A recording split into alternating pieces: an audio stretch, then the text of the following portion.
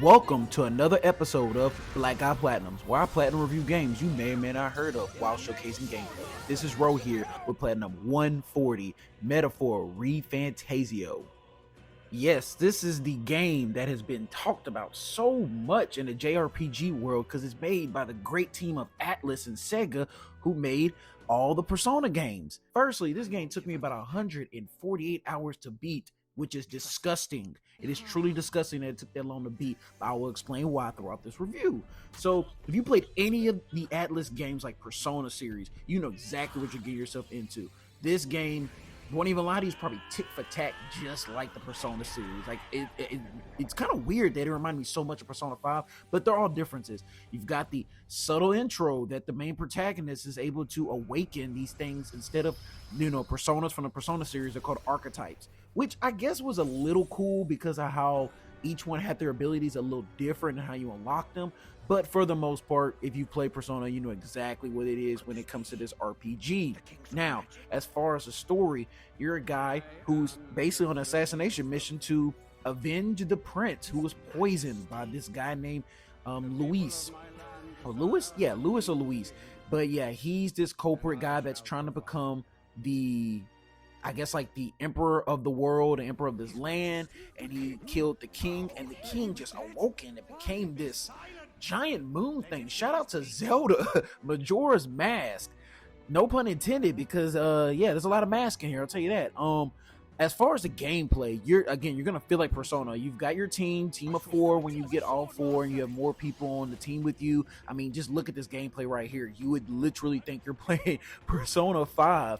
And you see those little crystals at the top. Those crystals are basically your moves. So big crystal is essentially could be down to a small one, and if it's small, you essentially had like 2 moves in one.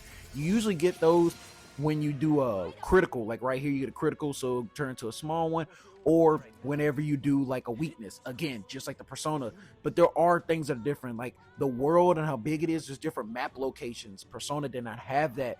Usually you're just in one hub, but this one, it does have that day and night cycle, but you're not a student, so instead of a full year, it's essentially 4 to 5 months. You've got the different attributes that goes towards, how smart you are, how charismatic you are, how courageous you are, all that. Again, just like the Persona series, but just subtle differences. The boss fights, they're pretty cool. The game is not as easy as Persona. I will say this. Persona has always been pretty easy when it especially comes to leveling up. Now, this game was actually pretty challenging. I played on normal mode the whole time until obviously the end. I switched over to easy for the second playthrough just to beat through it. But as far as leveling up and getting your archetype stronger, it's actually pretty hard, but thankfully, and it's a large group of archetypes. As you can see, like, you have a whole bunch of them. It's not as much as the Personas, but the archetypes themselves are pretty connected. You have your bonds. Yeah, you have to level up your bonds, which are really, really easy. Oh my gosh, when you do the Personas bonds, you have to actually choose the right answers. You could fly past these bonds. The bonds were just, I didn't really care for them, which knocks it down because I wanted to care. But there's these things called trance crystals. So that's all I want to bring up. These trance crystals is your way of leveling up in each dungeon. When you come across these, do not destroy the crystals.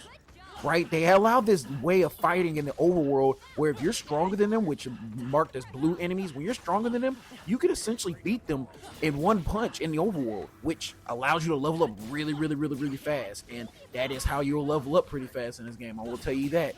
And that's honestly the big difference between this and Persona. That way of leveling up, I actually like that allowed the grind to be a little bit manageable. So some of the trophies to get, like, you have to argue with all the other candidates and argue correctly. That actually matters. Each candidate is different depending on the day that they're arguing, so you have to I won't lie, you have to follow a guide if you want to officially do everything in at least one playthrough before you do your second. You have to collect these gold beetles. You do not have to collect all 50. I mistakenly missed one and I thought it was the end of the world. Nope, you just need to collect all but 3 and then you'll get it. They have this thing that I wish more games would use where it tells you which item you crafted. So whether it's the mask, whether it's the food you're making, they let you know. And then you got these vistas, these beautiful vistas in this game that just are amazing. It looked really, really good. I love the vistas.